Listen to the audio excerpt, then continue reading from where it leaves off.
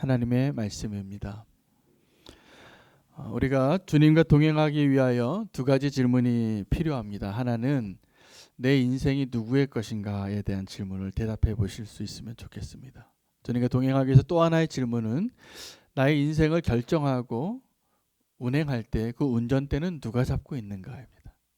이 두 가지 질문을 잘 대답해 보시고 그것이 정말 내가 아니라 주님이고 주님과 함께하는 것이라면 주님과의 동행이 가능할 겁니다. 오늘 본문은 이 두 가지 질문에 답하기 위하여 하나님께서 우리에게 주시는 메시지가 담겨진 사건이 포함되어 있습니다. 두 가지 사건이 오늘 본문에 포함이 되어져 있습니다. 하나는 바울이 디모데를 만납니다. 이 만남이 아주 특별한 만남입니다. 그래서 이 디모데는 바울에게 아들과 같고 수제자와 같고 어떠한 어려운 교회가 있으면 그를 믿고 신뢰하고 보낼 만한 사람이 됩니다. 그 만남이 오늘 이루어지는 겁니다. 그래서 그 디모데에 대한 오늘 이야기를 또 나눌 수 있을 것 같고요. 또 하나는 이 바울이 성령이 말씀을 전하지 못하게 하고 성령이 그 길을 막고 마게도냐 사람의 환상을 보고 진로가 바뀌어요. 그래서 원래는 이 복음의 전도의 방향이 그래서 많은 사람들이 선교의 흐름을 물론 이거는 동의하지 않는 분도 있고 저도 동의하지는 않지만 선교의 방향이 서진했다라는 말을 시작할 때 이때 시작했다 이렇게 얘기를 해요. 예루살렘에서 아시아로 이렇게 갔어야 되는데 유럽으로 갔다는 거죠. 그러나 여러분 복음은 이렇게 서진만 한 거는 아닙니다. 이게 오해하시면 안 됩니다. 복음은 모든 방향으로 다 갔습니다. 그리고 여러 번 그 복음의 방향이 이렇게 제한되진 않았는데 중요한 것은 그 방향과 진로가 성령님의 인도하심으로 바뀌었다는 것입니다.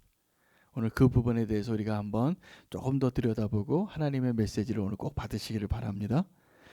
믿음의 사람 동역자를 만났다는 것과 그 바울의 일행이 정말 가고자 하는 일 가운데 좌절되고 애썼지만 안 되고 막혔는데 성령님께서 보여주시는 새로운 방향의 길로 나아가게 될 때 잘 결론을 내렸기 때문입니다. 이것이 우리가 예수님과 동행하는 그 과정 가운데 우리에게 필요한 요소들이에요. 그래서 이 오늘 본문을 잘 묵상해 보면 제가 처음에 말씀드렸던 두 가지 질문에 답이 나옵니다. 내 인생이 누구의 것인가? 그리고 내 인생의 운전대는 누가 잡고 있는 것인가? 함께 이 바울이 만났던 디모데에 대해서 한번 살펴보기를 원합니다. 바울이 디모데를 만난 곳은 루스드라라는 곳인데 이 루스드라에 이 디모데를 만났을 때 디모데의 출신 성분이 혼혈이었어요. 원래 유대인은 유대인과 결혼해야 되는데 유대인 어머니와 헬라인 아버지의 사이에서 태어난 사람이었는데 그 디모데는 자기를 어떤 사람으로 생각하고 살았을까요? 헬라인이라고 생각하고 살았을까요? 아니면 유대인이라고 생각하고 살았을까요? 예? 한번 얘기해 보세요. 어떻게 생각하세요? 유대인이요? 헬라인이요? 네.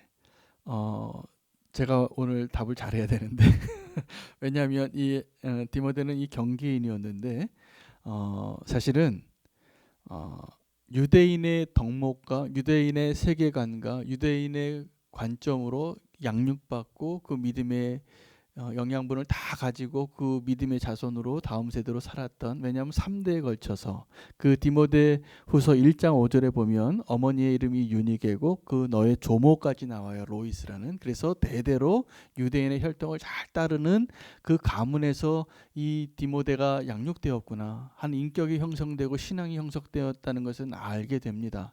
무슨 말이죠? 유대인이란 얘기죠. 그런데 유대인이 아니었어요. 디모데는 헬라인으로 살았습니다. 그래서 이 바울을 만나기까지 이 디모데는 할례를 받지 않은 사람이에요. 만약에 유대인이었다면 난지 8일 만에 당연히 할례를 받았겠죠. 그런 아버지가 헬라인이었고 어머니는 유대인이었는데 유대인의 그런 가치관과 그런 믿음의 신념을 가지고 살았지만 그냥 겉으로 보기에는 그는 어떤 사람으로 살았다고요? 헬라인으로 사는 겁니다. 그런데 바울이 이 사람을 만나보니까 너무 괜찮은 사람이에요. 장래가 촉망되는 영적인 지도자감인 걸 분명히 보았어요. 저도 어떤 분을 보면 우리 청년들 가운데도 그런 청년이 아주 많습니다. 정말 너무 믿음의 그릇이에요. 그 나이에 저는 그렇게 생각하지 않고 살았는데 벌써 주님을 위하여서 살기로 결단하고 고민하고 진지하게 인생의 방향을 그렇게 하려고 디모데 같은 청년이 우리 교회에 참 많아서 너무 감사하게 생각해요. 근데 디모데를 보니까 바울이 이 디모데를 자기가 아들과 같이 여기고 이제 정말 제자 삼기를 위해서 데려가기로 결정하는데 그 디모데를 데리고 가서 제일 먼저 한 게 뭐냐 하면 할례를 행한 거라는 걸 기록하고 있어요. 이건 아주 특별한 행위였고 특별한 결정이었습니다. 여러분, 바울이 디모데에게 할례를 베풀었다는 사실, 할례를 받게 했다는 사실, 여러분 그것은 많은 걸 의미합니다. 왜냐하면 지금 바울과 실라는 오늘 16장이잖아요. 사도행전 16장인데 사도행전 15장에서 결정되어졌던 그 예루살렘 공의의 내용이 뭡니까? 할례 받지 않아도 된다는 것을 전하기 위해서 교회를 찾아가는 사람이었어요. 그러면 그러한 예루살렘 공의의 결정에 의하면 이 디모데 같은 사람 할례 받으라고 해야 됩니까? 말아야 됩니까? 안 해야죠. 그거 결정되어서 그거 지금 전화로 자기가 다녔던 1차 전도 여행의 그 모든 교회들을 찾아가서 이렇게 디모데 같은 사람이 오면 할례 꼭 하라고 하지 마세요 좀.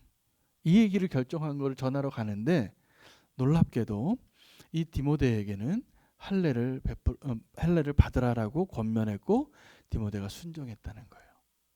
그런데 거기에는 이유가 있습니다.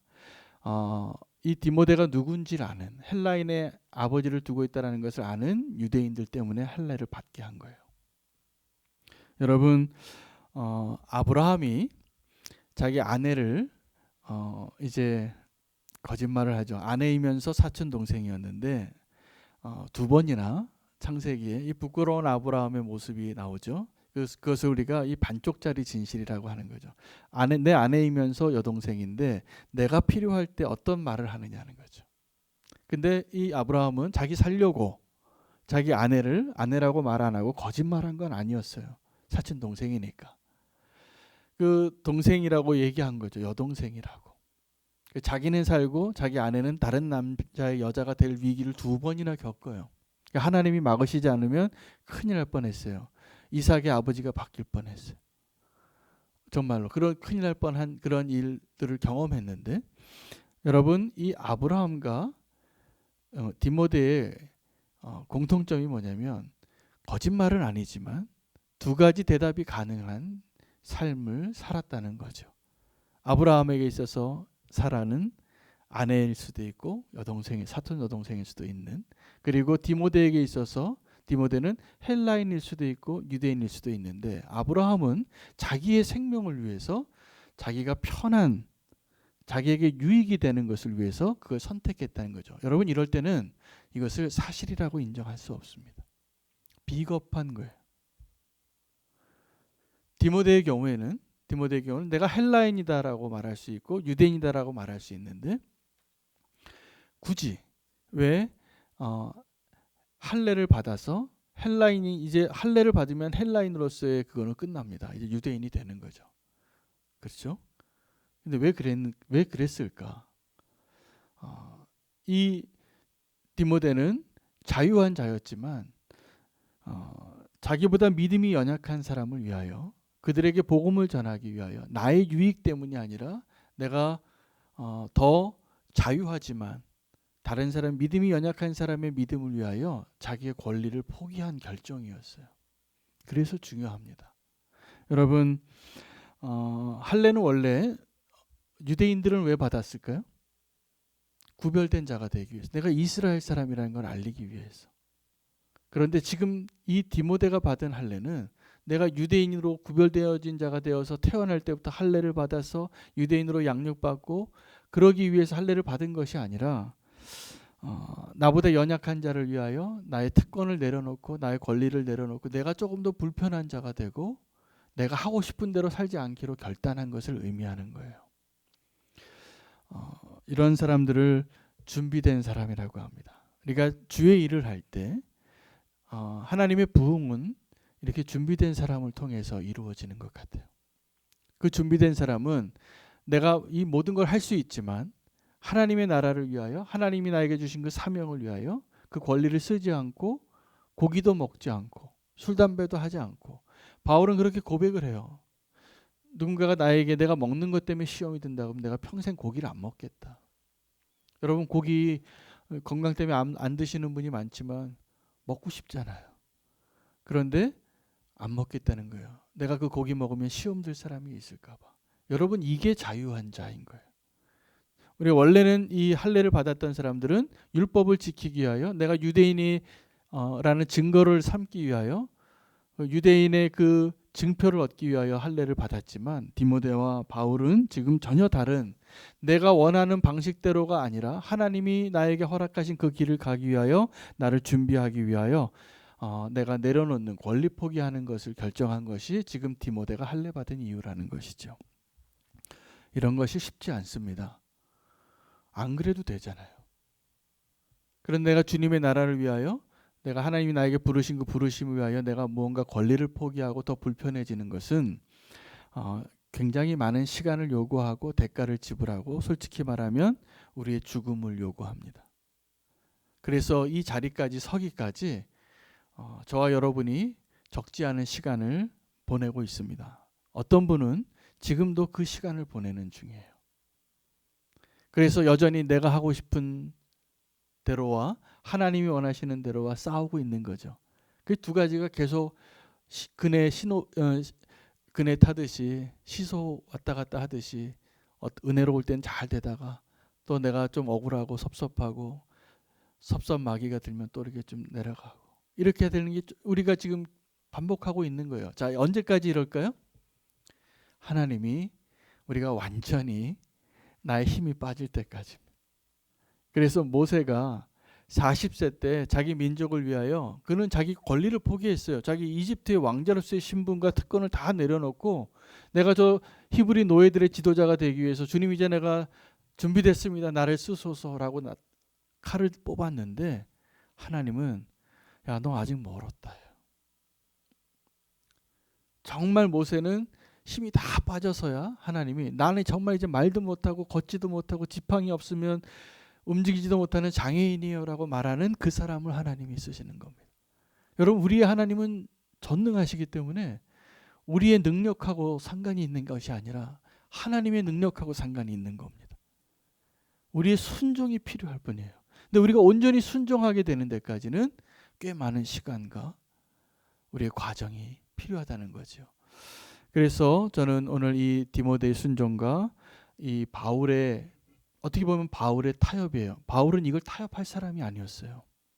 여러분, 사도행전을 보시고 갈라디아서를 보세요. 자기보다 그 믿음의 선배였던 베드로가, 또 바나바가 조금만 이 율법주의자의 눈에 맞추려고 눈치 보고 있다가 헬라인과 있다가 자리를 슬그머니 피한 거를 막 따지는 사람이었어요. 그리고 그의 서신서를 보면 오직 십자가의 복음의 능력으로 외에 다른 길이 있다라고 말하는 사람과 아주 전투적으로 싸우던 사람이에요. 그런데 그런 그가 이 자기가 너무나 아들같이 사랑하는 디모데에게는 뭘 요구하냐면, 너 죽어라. 네가 권리를 포기해라. 여러분, 우리가 하나님의 일꾼이 된다라는 것은, 하나님의 사람이 된다라는 것은 내가 할 수 있지만 그 할 수 있는 것을 주장하는 것이 아니라, 사실은 하나님께서 이걸 요구하세요. 내 기준으로 네가 순종할 수 있겠느냐. 오늘 이 대답에 대답할 수 있으려면 첫 번째 제가 물었던 그 질문에 주어가 바뀌어야 됩니다. 내 인생의 주인이 누구이고 내 인생의 운전대는 누가 운전하고 있는가. 제가 오늘 왜 운전대 얘기를 하냐면, 바울이 방향을 바꿨거든요. 그 방향을 바꾸는 과정 가운데 굉장히 그 바울의 모습에는 그가 너무나 힘들었을 것 같은 게 보여집니다. 그가 예수의 영이 아시아에서 하나님의 말씀 전하는 것을 못하게 했어요.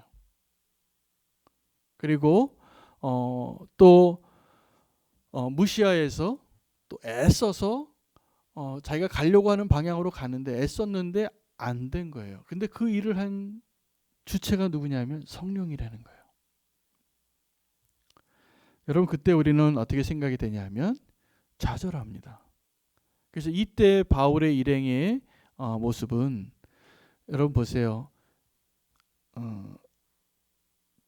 자기 디모데까지 할례를 다 주고 주님이 원하시는 그대로 대가를 지불하고 완전히 준비되었던 그 팀이 하나님께서 막으시는 거예요. 하나님, 내가 주님의 길에 순종하기 위해서 이렇게 순종했는데 왜 안 돼요? 여러분, 저는 요즘 우리 성도님들의 그 삶의 영역에 고난이 있고 좌절이 있고 실패가 있고 어려움이 있는 것을 제가 알기 때문에 오늘 이 본문을 묵상하다가 이 부분을 잘 해석하게 할 수 있도록 하나님의 지혜를 구하고, 하나님 정말 뜻이 뭔가요? 이걸 어떻게 해석해야 됩니까? 여러 번 물었어요.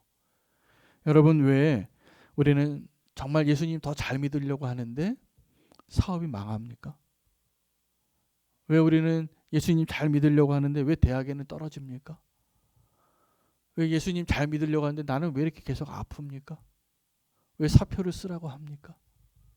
이런 일을 경험할 때 우리는 오늘 이 바울의 심정을 헤아릴 수 있어야 돼요. 막으신 거예요. 여러분, 그럴 때 우리는 여러 가지 생각이 들죠.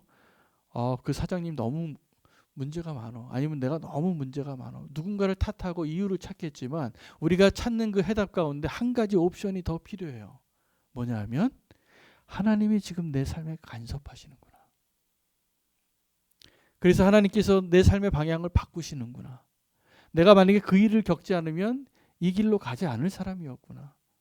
그래서 하나님께서 그 길을 막으시고 실패하게 하고 아프게 하고 좌절하게 하고 그것을 경험하게 하신 거예요.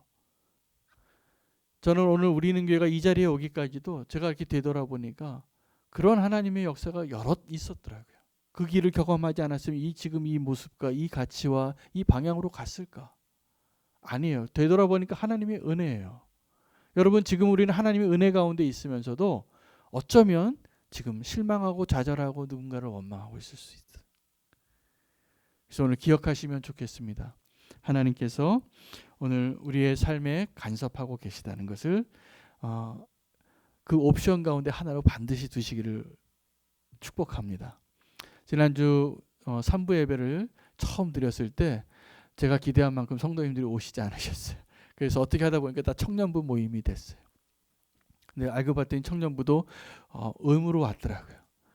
그래서 너무 미안해요. 설교를 2번 들은 사람들이 많았어요. 자, 그런데 그 중에서 안 들은 몇 분에게 제가 그래서 질문을 했어요. 지금 제일 힘든 게 뭐냐? 제 고난이 뭐냐? 그랬더니 대답이 그 중에 한 청년이 내가 지금 계획하고 있는 것이 있는데 그것이 내 뜻대로 안 될까 봐 지금 그것이 염려가 된대요. 아주 솔직한 대답이었는데 제가 알아요. 그 청년의 상황을. 지금 어떤 상황에서 그 선택을 하고 있고 그것에 얼마나 많은 것을 걸고 있고. 여러분, 우리가 어떤 길을 선택하고 어떤 선택을 할 때 우리는 선택할 때 무엇을 위해 선택하냐면 무언가를 내가 소유하기 위해서 선택한다고 생각하는데 그렇지 않습니다. 진정한 의미의 선택은 내가 이것을 선택함으로 인해서 내가 내려놓아야 할 것이 훨씬 많다는 것을 깨달을 때 내가 선택한 그 선택이 소중해지는 거예요.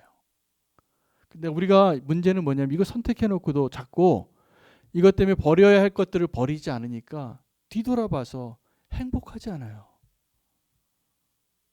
우리가 무언가를 선택할 때 여러분 이런 거죠. 이 세상의 지구의 반은 다 여자인데 내가 한 여자와 결혼하면 이제 나는 이 세상의 50%의 그 다른 여자들은 나랑 상관없는 여자예요. 내가 한 사람을 택하기 위해서 35억을 포기한 거예요. 우리가 하나님을 선택하기 위해서도 마찬가지예요. 여러분, 정말 우리가 뭔가 선택할 때 어떤 길을 정할 때 내가 그 길을 택함으로 인해서 버려야 할 것에 대해서 미련을 두지 마세요. 우리가 선택한다는 의미는 버리는 의미예요. 그걸 먼저 배워야지 우리가 선택하는 것을 배우는 겁니다. 우리는 선택할 때 이것도 좋고 이것도 좋고 이것도 갖고 싶어요. 이런 사람이 우상 숭배하는 거예요. 우리가 정말 선택해야 될, 우리가 정말 하나님을 택해야 된다면 하나님 택하기 위해서 우리가 버려야 할 게 분명해져요. 내가 주님을 위한 삶을 살기로 결정하기로 하면 내가 내려놔야 할 것들이 분명해져요. 근데 그게 어려운 거예요. 그래서 하나님께서 우리에게 개입하십니다. 어떻게 개입하시냐면 여러분 요한복음 21장에 제자들이 예수님이 부활하신 것을 잘 믿지 못하고 다시 사람을 낚는 어부가 아니라 다시 고기 잡는 어부가 됐을 때 그들이 수고해서 밤새 고기를 잡으려고 했는데 못 잡았어요. 근데 그 새벽 미명에 예수님께서 멀리서 오른쪽에 그물을 던져라. 근데 그 제자들이 순종하고 던져서 배가 기울어질 정도로 물고기를 잡았어요.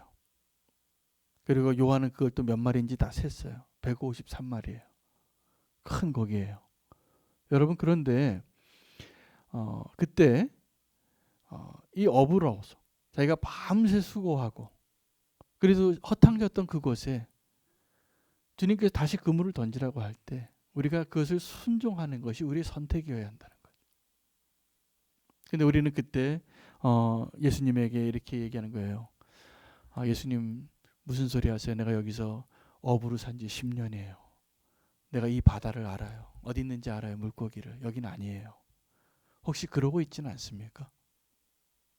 나의 지식과 경험으로 하나님의 인도하심을 온전히 받기에는 우리의 생각과 나의 주관이 너무나 강한 거예요. 그것을 내려놓으시기를 축복합니다. 오늘 바울의 모습은 우리가 어떻게 하나님의 인도하심을 받는가를 보여주는 모델이에요. 여러분 우리의 인생은 내 인생의 주인이 내가 아니고 내 인생의 운전대를 내가 붙잡고 있는 것이 아니라면 누가 필요하냐면 안내하는 자가 필요하고 운전대를 잡을 자가 필요하고 그리고 나를 인도하는 목자가 필요합니다. 주님과 우리와의 관계는 우리를 인도하시는 그 목자의 음성을 듣고 따라가는 양이 되어야 하는데 우리 인생이 고달파지는 이유가 있어요. 우리가 양인데 자꾸 내가 목자인 줄 알아요. 그래서 내가 결정해요. 그리고 주님 보고 따라오라고 하는 때가 너무나 많아요. 내가 결정하고 주님께서 응답해달라고 기도할 때가 너무나 많아요.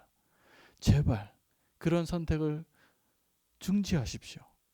오늘 사도행전이 성령의 행전이고 바울이 그렇게 성령의 인도하심을 따라서 그가 시도하죠. 하나님은 우리에게 어떻게 인도하시냐면 너무나 인격적인 분이세요. 우리가 마음대로 할 수 있는 기회를 다 주시는 거예요. 이걸 선택할 수도 있고 내가 오른쪽으로 갈 수도 있고 왼쪽으로 갈 수도 있겠죠. 그런데 하나님께서는 오늘 우리의 삶 가운데 개입하실 때가 있어요. 언제냐면 하나님의 목적이 있을 때요. 우리가 하나님의 범위 안에서. 그래서 오늘 제목이 하나님께서 우리에게 허락해 주시고 우리가 순종하는 것이 우리가 하나님과 동행하고 함께 믿음의 삶을 살아가는 기준이에요. 하나님이 허락하시는 범위 안에서 우리가 자유해야 돼요. 하나님이 허락하지 않는 범위 내에서 우리가 자유하면 다 방종해요. 다 죄짓게 돼 있어요. 다 교만하게 돼 있고. 여러분 힘과 권력을 줘보세요. 그게 다 그것을 가지면 사람이 다 똑같아지더라고요. 다 타락합니다. 다 교만해집니다. 내 마음대로 하고 싶어집니다. 그러니 내 마음대로 되어지는 것이 축복일까요? 아니에요. 여러분 내 마음대로 하나님께서 은혜를 주셔서 안 그러시길 바랍니다. 나는. 그런데 만약 하나님이 여러분에게 내 마음대로 할 수 있는 모든 걸 주면 여러분이 어떻게 살지 제가 예언할 수 있어요. 여러분이 가장 약한 방향으로 갈 겁니다. 그래서 하나님 허락하지 않으시는 거예요. 만약에 내가 내 마음대로 할 수 있는 모든 것을 할 수 있는 도깨비 방망이를 가지고 있고 그 알라딘을 가지고 있으면 그거 어떻게 쓸까요? 내 육신의 가장 취약한 방향으로 쓸 거예요. 사실 우리는 그렇게 경건하고 거룩하고 그리고 숭고한 목적을 위해 사는 자들이 아니에요. 우린 죄인이에요. 다 하나님을 떠나본 사람들이. 그래서 하나님 우리를 허락하신 범위 내에서 지금 이 바울이 하나님의 일을 하고 있고 하나님의 뜻을 따라서 순종해 나가는데 하나님의 영이 말씀을 못 전하게 하고 그가 애써서 새로운 곳으로 아시아에서 복음을 또 다른 전하는 곳으로 도전하고 좌절하지 않고 여기서 그 취업했는데 또 거절당했는데 또 다른 곳에 계속 그 지원서를 내는 것처럼 새롭게 도전하는데 애썼는데 계속 실패하게 하는 거예요.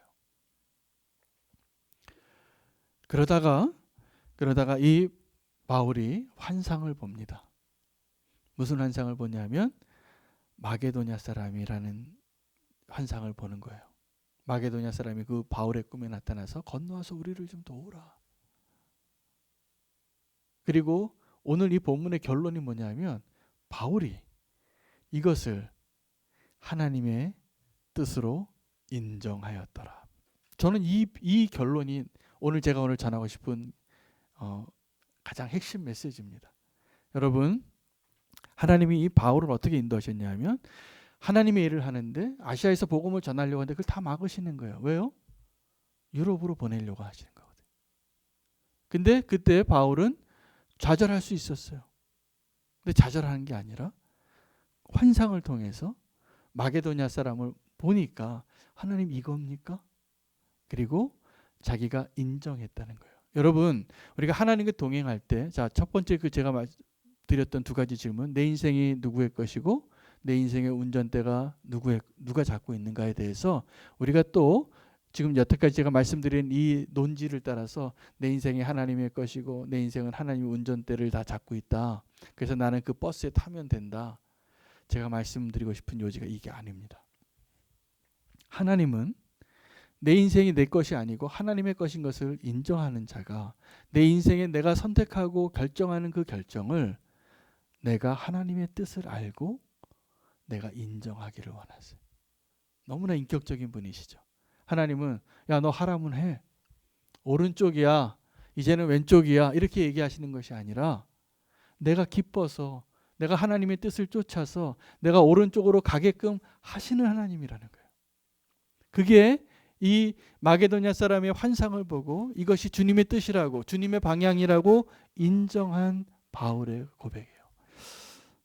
이게 너무나 놀라운 고백입니다. 하나님 우리의 인생을 그냥 로봇같이 만드셔서 프로그램해서 그것을 따르도록 한 것이 아니라 우리가 인격적으로 주님과 관계를 맺게 하시고 그 인격적인 하나님의 그 친밀함을 통해서 우리가 지금부터 이제 날마다 살아가는 그 삶이 그런 인격적인 하나님과의 교제 가운데 이루어지길 원하시는 거예요.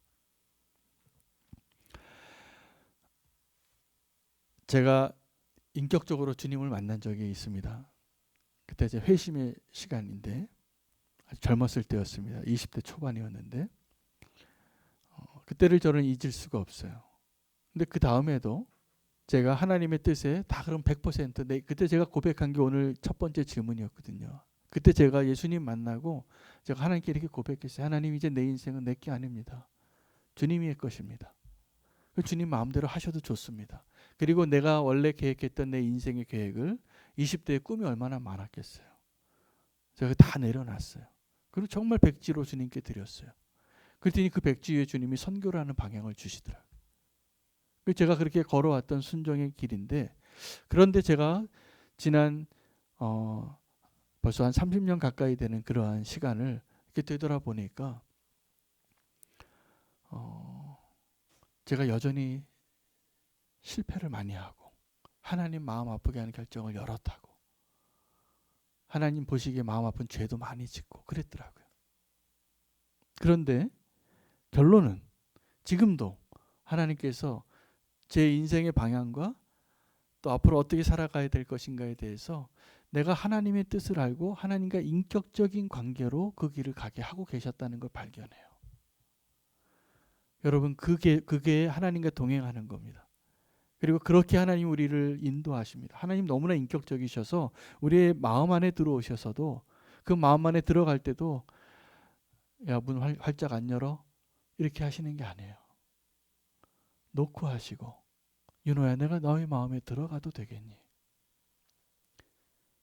하나님께서 내 마음에 들어오시는 것도 제가 감당이 안 되는데 그렇게 너무나 부끄러운 내 마음에 들어오실 때에도 놓고 하시는 거예요. 우리는요 지금도 하나님께 그 문 안 열고 있으면 하나님 안 들어가세요. 하나님 너무나 젠틀하시기 때문에, 인격적이시기 때문에 아마 그 사람이 문 열기까지 아주 오랜 시간의 과정을 다시 돌리실 겁니다. 정말 내가 밑바닥에 떨어질 때까지, 주님께 마음 문을 열지 않고는 살 소망이 없을 때까지. 그러니 우리가 신앙생활을 하면서 지금 주님을 알아가는 그 과정을 통하여 우리의 마음 문을 인격적으로 주님께 열고, 주님과 함께 상의하고, 주님과 함께 나의 연약함 있는 모습 그대로 다 보여드리고 동행하는 것을 주님이 가장 기뻐하시는 거예요. 그런데 우리는 주님을 무시하고 주님을 투명인간처럼 대할 때가 많습니다. 그래서요, 너무 무례해요, 우리가 주님께. 그래서 막 내가 문 열고 막 들어가요, 주님의 방에. 내가 막 내가 주인인 것처럼 살아요. 우리는 하나님의 허락을 받는 자가 될 수 있으면 좋겠어요, 우리 인생의 선택을 할 때. 윌리엄 폴 영이라는 분이 쓴 오두막이라는 소설이 한 12년 전에 전 세계적으로 베스트셀러가 됐습니다. 100수회를 넘겼고 2천만 부를 팔았습니다. 2008년 미국에 가장 많이 팔려진 베스트셀러였고, 지금까지 세계에서 제일 많이 팔린 100위 안에 들어가는 책이 됐어요. 윌리엄 폴 영이 쓴 오두막이라는 소설이 영화로 만들었는데, 그 영화의 주인공이 맥이라는 아빠가 자기의 막내딸 릴리가 납치를 당해요. 근데 비극적으로 이 릴리가 그 오두막에서 살해를 당합니다. 그리고 이 아빠는 동굴에 들어가 사는 거예요. 일상을 살 수가 없어요. 너무나 사랑하는 딸을 잃었기 때문에. 근데 어느 날 파파로부터 편지가 오죠. 그 편지를 받고 편지의 내용에는 그 오두막으로 와서 나랑 3일 같이 지내자. 근데 그 누가 보내는지 모르는데 가족들은 다 말리는데 이 맥이 가요. 가서 흑인 여자를 만나는데 그 흑인 여자가 하나님이에요. 그래서 이 소설은 사실은 이 상처받은 사람의 회복을 위하여 하나님과의 관계, 친밀한 인격적인 관계를 통해서 그 사람이 삶이 회복되어지는 이야기인데, 처음에는 이 소설을 자기 아이들에게 남겨주려고 이 아빠가 쓴, 폴 영이 쓴 소설인데, 출판하는데 다 거절을 당해서 SNS에 올리고 개인적인 지인들에게 한두 권 알리다가 유명해졌어요.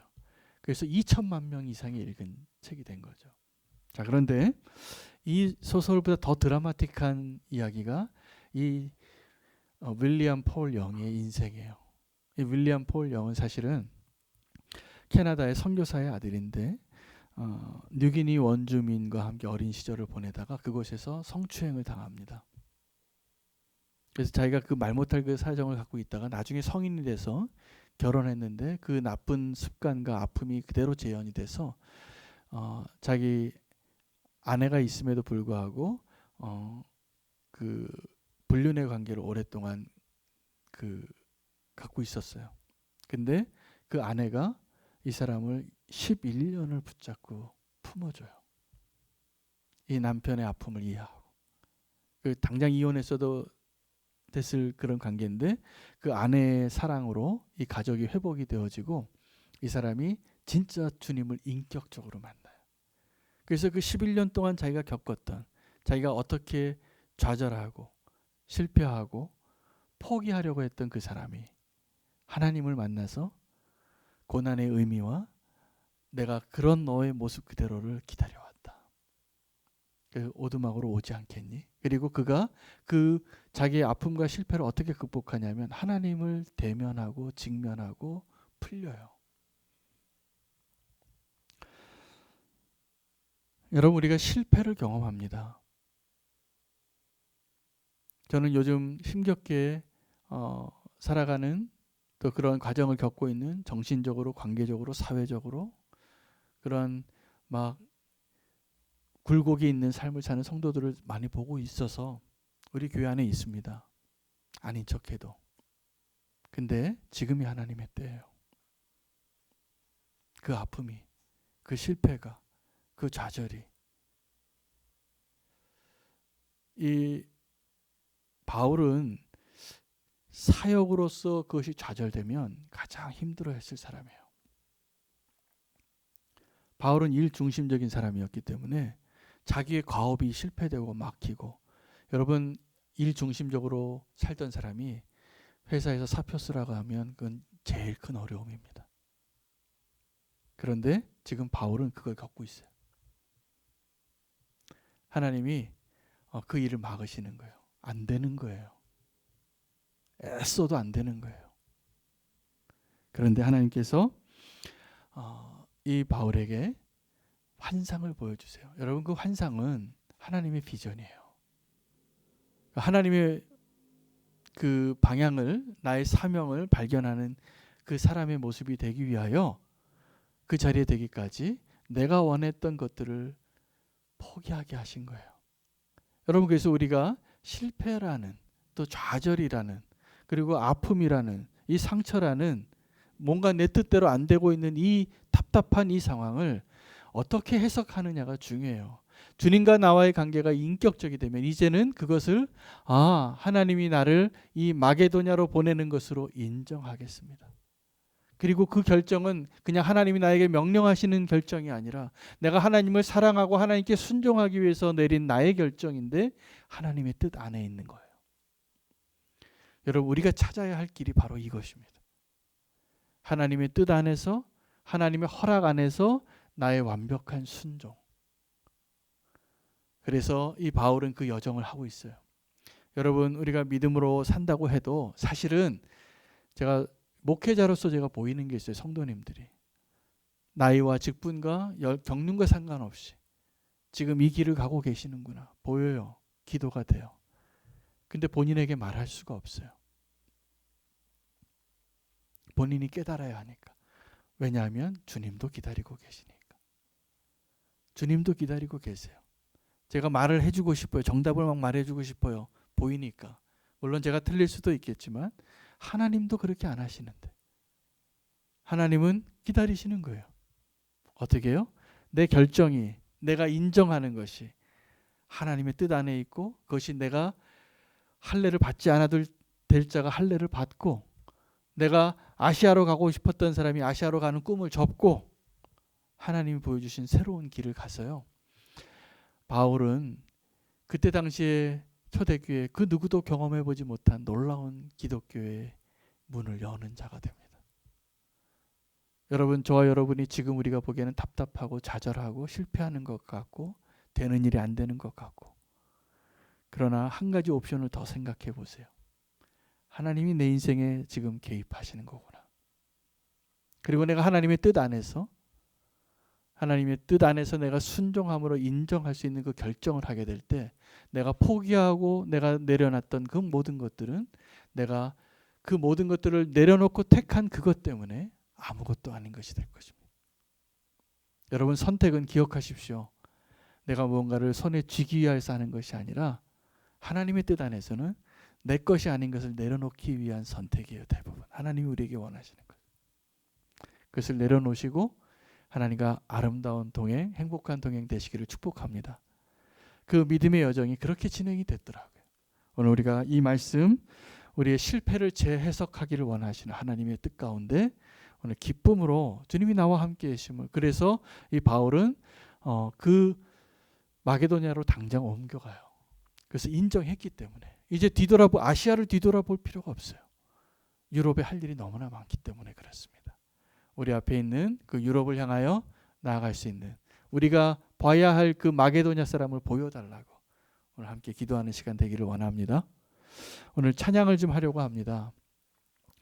이 찬양은 영원한 사귐으로라는 찬양인데, 지난주 3부 예배 때 제가 찬양하고 너무 오늘 이 은혜가 되고 오늘 이 메시지와 너무나 상관이 있습니다. 성부와 성자와 성령이 함께 동력하시고 또 우리가 그 동력에 동참하기를 하나님 원하십니다. 함께 찬양하겠습니다. 찬양하며 그 찬양과 함께 기도하겠습니다.